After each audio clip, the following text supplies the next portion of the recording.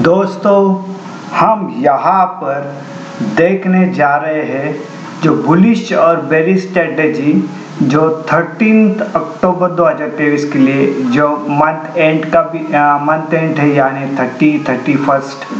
तो यहाँ पर हम लोग देखने जा रहे हैं कि अभी समझो ये मंथ ख़त्म होने के लिए जो एक्सपायरी जो ट्रेडिंग सेशन के लिए 2 दिन बाकी है। तो हम लोग 30 अक्टूबर 2023 के लिए क्या रेजिस्टेंस होगा, क्या सपोर्ट होगा, क्या बुलिश और बेरिश स्ट्रेटेजी के अनुसार ये हम लोग सेलिंग का पॉइंट क्या होगा, बाइंग का पॉइंट क्या होगा, यहाँ पर हम लोग देखने जा रहे हैं।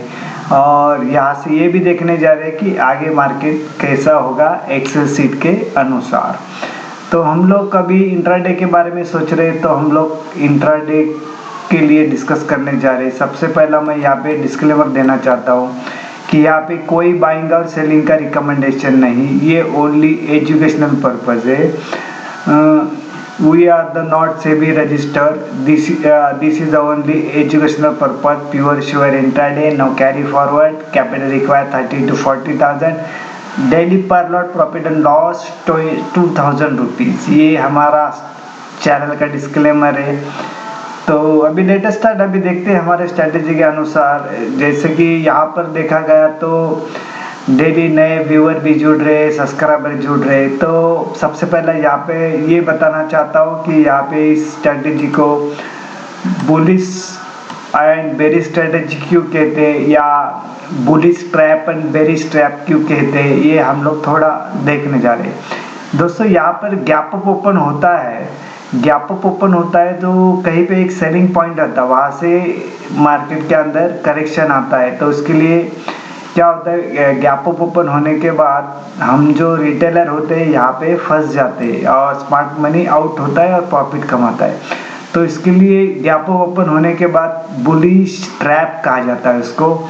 और समझो मार्केट गैप डाउन हुआ तो स्मार्ट मनी इन होता है और रिटेलर वहाँ पे शॉर्ट करता है, तो उसके लिए उसको बेरिश ट्रैप भी कहा जाता है। इसके लिए गैप अप गैप डाउन ये एक बड़ी थ्योरी है इसको ट्रैप लगाने की, जो हम लोग रिटेलर को हमें फंसाया जाता है वहाँ पर। तो ये स्ट्रेटेजी इस एरर को, जो बुलिश और बेरिश स्ट्रेटेजी क्या करती है, जो गैप अप और गैप डाउन होता है तो वहाँ पे हमें सिक्योर करती है। तो ये जो हमारा पॉइंट है, ये पूरे जो रेट दिए हुए निफ्टी बैंक के, निफ्टी 50 के और ये नीचे जो भी शेयर दिए गए, ये सब स्पॉट लेवल यहाँ पर। और समझो मार्केट गैप डाउन हुआ, गैप डाउन यानी कहाँ पे, समझो हम लोग सोच रहे कि हमें एक बुलिश बेरिश ट्रैप लगाया जा रहा है, तो समझने का ये गैप डाउन मार्केट हुआ। गैप डाउन मार्केट हुआ तो हमें हमारे पास क्या है, यहाँ पे प्राइसिंग है, यानी यहाँ पे हमें रेट पता है कि गैप डाउन होने के बाद किस रेट के पास आने के बाद क्या होने वाला है, ये प्राइस हमें बताती है। प्राइस आने से पहले ये चीज़ हमें बताती है। तो समझो मार्केट गैप डाउन हुआ, हाउ टू प्ले हम लोग ये देख रहे हैं। गैप डाउन हुआ तो इस रेट के ऊपर ही ओपन है, यानी 43,700, समझो इस रेट के ऊपर ओपन हुआ। सबसे पहला मैं ये बताना चाहता हूँ कि जो बैंक निफ्टी का स्पॉट लेवल का जो ओपनिंग प्राइस था फ्राइडे का 42,556 था, ओपनिंग प्राइस, क्लोजिंग प्राइस था 42,840 के आसपास, लो प्राइस था 42,483 के आसपास, यानी क्लोजिंग है उसका 42,782 के आसपास। तो यहाँ पर देखा गया तो इस रेट के ऊपर ही ओपन हुआ, तो हम लोग क्या करने वाले, एटीएम का कॉल लेने वाले। एटीएम का कॉल लेने कहाँ पे, समझो 42,600 का हम लोग कॉल लेंगे, या हाँ 42,600 का कॉल लेंगे हम यहाँ पर। अगर गैप डाउन होता है, इस रेट के ऊपर ही ओपन होता है और इस रेट के ऊपर सस्टेन करता है, तो हम लोग एट द मनी वाला यानी 42,600 का हम यहाँ पे कॉल बाय करने वाले। समझो इस रेट के ऊपर आया तो हमारा फर्स्ट टारगेट ये होगा 42,900। ये हमारी स्ट्रेटेजी का फर्स्ट सिनेरियो है यहाँ पे, जो गैप डाउन का। अभी दूसरा इसका पार्ट क्या है, समझो मार्केट गैप अप ओपन हुआ, यानी कहाँ पे, समझो 43,000 के आसपास या 42,950, यानी इस रेट के ऊपर ही ओपन हुआ और रेट के ऊपर ओपन होने के बाद सस्टेन नहीं करता, इस रेट के बिलो चला जाता है, इस रेट के नीचे चला जाता है। तो हम लोग क्या करने वाले, इसको एट द मनी वाला पुट बाय करने वाले। एट द मनी वाला पुट क्या होगा, 42,900 का, यहाँ पे हम लोग पुट बाय करने वाले, हमारा फर्स्ट टारगेट ये होगा। तो इसके ऊपर आप बोलोगे इतना छोटा प्रॉफिट कैसा है, तो इसमें इसके अंदर एक चीज याद रखना कि एंड ऑफ डे के ऊपर स्ट्रेटेजी बनती है, तो ये तुरंत एक्टिव कभी होती है 9:15 को, जैसे मार्केट ओपन हुआ तो आपको पता चलता है कि गैप डाउन का गैप अप, तो ये चीज हो गई। और दूसरा क्या है, इसके अंदर डेल्टा भी होता है, डेल्टा क्या होता है 0.50। तो हमें क्या चाहिए, समझो 200 point market gap up open हुआ है, गैप डाउन ओपन हुआ, तो उसके अंदर समझना कि ये 100 पॉइंट तो कवरिंग देगा ये, तो उसमें से हमें चाहिए सिर्फ 50 पॉइंट। 50 पॉइंट काफ़ी होते हैं, एक लॉट के पीछे वो 50 पॉइंट का कितना होता है 750, यानी 750 रुपये हमें पर लॉट के ऊपर प्रॉफिट होता है। तो आप प्रॉफिट भी डिसाइड करना है कितने पॉइंट लेने हैं, 40 पॉइंट लेने हैं, 50 पॉइंट लेने हैं या और कितने लेने हैं। तो ये चीज़ हमारा फर्स्ट सिनारियो का 2 पार्ट हो गए, 2 पार्ट हो गए, ठीक है। अभी यहाँ पर दोस्तों सेकंड पार्ट क्या है, समझो मार्केट गैप डाउन भी ओपन है, यानी गैप डाउन यानी 42,600, यानी इस रेट के बिलो ओपन होता है, गैप डाउन होता है इसके बिलो ओपन होता है। तो हम लोग क्या, जैसे भी गैप डाउन होता है इसके नीचे चला जाता है तो उसके पीछे नहीं जाएंगे, इसको थोड़ा राह देखेंगे, ये नीचे कहाँ तक जाता है, फिर ये कंसोलिडेशन करता है क्या, फिर रिट्रेस करता है क्या। रिट्रेस जब करेगा ना, रिट्रेस के पास एक्शन लेना है, रिट्रेस होने के बाद देखना है कि इस रेट के ऊपर जा रहा है क्या, नहीं जा रहा है, तो हम लोग अगेन यहाँ पे एट द मनी वाला पुट बाय करने वाले। फर्स्ट सिनेरियो में हम लोग क्या कॉल बाय करने वाले, अभी इसके सेकंड सिनेरियो में पुट बाय करने वाले। रिट्रेस करने के बाद इस रेट के ऊपर क्लोज नहीं देता है तो हम लोग एट द मनी वाला पुट बाय करने वाले हैं, और हमारा जो टारगेट होगा वो अभी आगे आगे हम लोग देखने वाले हैं, या प्रॉफिट करने तक रुको वहाँ पर, और वहाँ पे स्टॉप लॉस भी रखना है, स्टॉप लॉस यही रखना है, इसके बिलो चला गया तो इसके स्टॉप लॉस यही रखना है, इसके ऊपर गया तो स्टॉप लॉस निकल लेना है, यानी एग्जिट कर देना है। तो ये हमारा सेकंड पार्ट हो गया, सेकंड सिनेरियो को फर्स्ट पार्ट हो गया। अभी सेकंड सिनेरियो का सेकंड पार्ट क्या है इसका, समझो मार्केट गैप अप ओपन हुआ, गैप अप ओपन है यानी क्या, इस रेट के ऊपर ओपन हुआ 42,950 या 43,000, इसके ऊपर ओपन हुआ और वहाँ पे सस्टेन करता है। तो ये समझो ओपन भी हुआ, सस्टेन भी करता है, एक हम ऊपर चला गया, फिर कंसोलिडेशन, फिर रिट्रेसमेंट। रिट्रेसमेंट इसके अंदर बहुत इंपॉर्टेंट है, एक तो कंसोलिडेशन एंड देन रिट्रेसमेंट होने के बाद समझो इस रेट के नीचे जाता नहीं, ब्रेक डाउन नहीं करता है, तो हम लोग एट द मनी वाला कॉल बाय करने वाले, यहाँ पे एट द मनी वाला कॉल बाय करने वाले। भी आगे के टारगेट हम लोग देखेंगे वाले आगे, ठीक है। ये हमारा 2 सिनेरियो हो गए, उसके अंदर 2 पार्ट हो गए।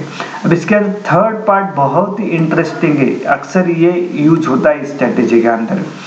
समझो मार्केट गैप डाउन भी हुआ, गैप डाउन यानी इसके बिलो चला गया, इसके बिलो चला गया, फिर एक अच्छी न्यूज़ आती है, बाय फर्स्ट आवर्स 2 आवर्स के बाद एक अच्छी बाइंग आती है, या इसके ऊपर शॉर्ट कवरिंग आती है, या न्यूज़ बेहतर ढंग से आती है, तो इसके नीचे चलने के बाद ये कंसोलिडेशन, और फिर इसके ऊपर ऐसा जाता है, इस ऊपर इसके इस रेट के ऊपर, तो हम लोग एट द मनी वाला अगेन कॉल बाय करने वाले। यहाँ पे थर्ड सिनेरियो सुन के लेना, बहुत इंटरेस्टिंग है। समझो मार्केट गैप डाउन भी ओपन हुआ, ये नीचे चला गया है, फिर एक अच्छी खबर आती है, शॉर्ट कवरिंग आती है या नए सिरे से बाइंग आती है, इस रेट के बिलो चला जाता है, इस रेट के अबाव इस रेट के ऊपर चला जाता है, तो हम लोग क्या करने वाले, एट द मनी वाला कॉल बाय करने वाले। जैसे भी रेट के ऊपर चला गया, सस्टेन करता है, तो एट द मनी वाला हम लोग कॉल बाय करने वाले 2600 का यहाँ पे कॉल बाय करने वाले। ये हमारा थर्ड सिनेरियो का थर्ड पार्ट।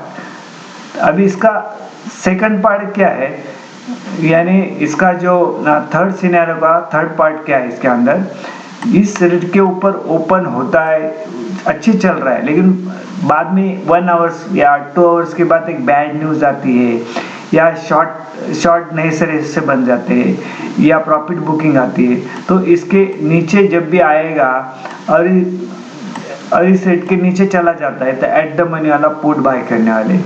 ये हमारे 3 सिनेरियो हो गए, ठीक है। इसके अंदर 3 सिनेरियो और 3 पार्ट हो गए इसके अंदर। एक फर्स्ट पार्ट था हमारा गैप डाउन का, इस रेट के ऊपर ही सस्टेन करता है, एट द मनी वाला कॉल बाय करने वाले। उसी तरह इसके ऊपर गैप अप ओपन हुआ है, सस्टेन नहीं करता है, एट द मनी वाला पुट बाय करने वाले।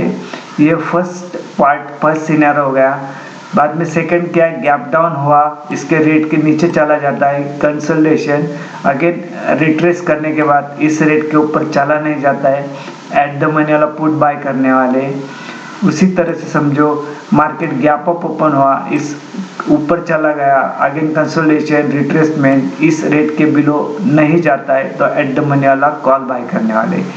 उसी तरह समझो ये मार्केट गैप डाउन ओपन हुआ, इस रेट के बिलो चला गया, लेकिन फर्स्ट आवर्स 2 आवर्स के बाद एक अच्छी न्यूज़, शॉर्ट कवरिंग या नए सिरे से बाइंग आते हैं, इस रेट के ऊपर चला जाता है तो एट द मनी वाला कॉल बाय करने वाले। इस रेट के ऊपर चला जाने के बाद सस्टेन करता है तो मार्केट गैप अप ओपन हुआ है, ऊपर चला गया, लेकिन फर्स्ट एंड 2 आवर्स के बाद समझो इससे एक बुरी खबर आती है, शॉर्ट बन जाते हैं या प्रॉफिट बुकिंग आती है, तो इस रेट के बिलो चला गया तो एट द मनी वाला पुट बाय करने वाले। स्ट्रेटेजी एक ही है, हमें सिर्फ ध्यान रखना, किसी अंदर इसके अंदर आप कंफ्यूज नहीं होना है, डोंट कंफ्यूज। इसमें क्या करना है, सिर्फ ये रेट याद रखना है, ये जो बाय लेवल यानी हमारा सपोर्ट लेवल है, ये सेल यानी यहाँ पे हमारा रेजिस्टेंस लेवल है, ये crystal clear neatness clean strategy, इसके अंदर कोई कंफ्यूजन वाली बात नहीं, ये आपको दिन भर में काम आने वाली चीज़ है। और ये स्ट्रेटेजी हम लोग बार बार क्यों बनाते हैं, क्योंकि ये कितनी यूजफुल है, बेहतर है, और प्रॉफिट कमाने के लिए क्या चाहिए, हमें एक तो अच्छी बेहतर स्ट्रेटेजी चाहिए ना, तो ये चैनल ये प्रोवाइड कर रहा है और उसके लेवल्स भी दे रहा है। इस स्ट्रेटेजी खासी दे ही समझना है कि यहाँ पे आपको प्राइसिंग मालूम पड़ती है, गैप अप गैप डाउन, ये स्ट्रेटेजी दुनिया भर को सबको पता है, गैप अप होने के बाद क्या, गैप डाउन होने के बाद। देखिए इस स्ट्रेटेजी खासियत है, यहाँ पर प्राइसिंग दी जाती है, इसके लिए प्राइसिंग का आपको सपोर्ट होता है, ये इम्पोर्टेंट है यहाँ पर। और इसमें इसके अंदर देखो 100 SMA क्या है, 44,560 का 100 SMA एंड 44,450 SMA, यानी ये चीज़ दोनों भी अभी भी रेजिस्टेंस का ही काम कर रही है। जब तक इस रेट के ऊपर चला जाता नहीं तब तक बड़ी तेजी आने वाली नहीं है, ठीक है ना। और दूसरा क्या है, ये निफ्टी 50 का ये स्पॉट लेवल है, ये समझो सपोर्ट लेवल क्या हमारा करीबन 19,000 के आसपास, ये हमारा सपोर्ट लेवल, और 19,100 हमारा रेजिस्टेंस लेवल है, बराबर है। ये सपोर्ट लेवल है 18,998, ये हमारा सपोर्ट लेवल है, एंड 19,100 ये हमारा रेजिस्टेंस लेवल है।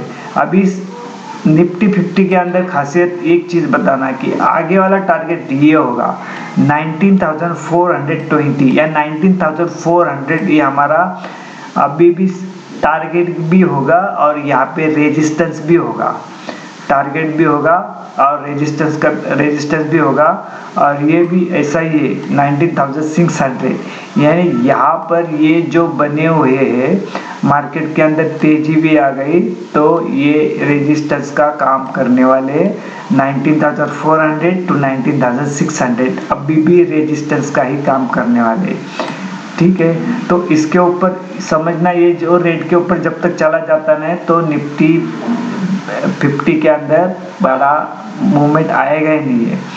तो इस रेट के ऊपर जाना जरूरी है।